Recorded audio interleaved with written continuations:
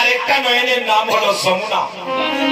আমাদের হচ্ছে দুটি নয়ন, আর ওই যে ঠাকুর করে যিনি বসা ওনার হচ্ছে কোটি কোটি নয়ন। এই কোটি কোটি নয়ন দিয়ে আমাদের সবাইকে দর্শন করছেন। হরিব যদি একবার মহাপ্রভুর কৃপা হয়ে যায়, এই শ্রীবাস অঙ্গনের বা ভক্ত ভক্ত হয়ে যায়। যদি মহাপ্রভুর একবার অঙ্গের বাতাস লেগে যায়, এই শ্রীবাস অঙ্গনে অমানুষ মানুষ হয়ে যায়। যদি প্রভুর একবার কৃপা হয়ে যায়, এই শ্রীবাস অঙ্গনে সুর সাধু হয়ে যায়। যদি আপনাদের মতো কোন শুধু সাধুগুরু বৈষ্ণবের পরশ পেয়ে যায়, এই শ্রীবাস অঙ্গনে মহাপাপী বৃন্দাবনের টিকিট পেয়ে যায়।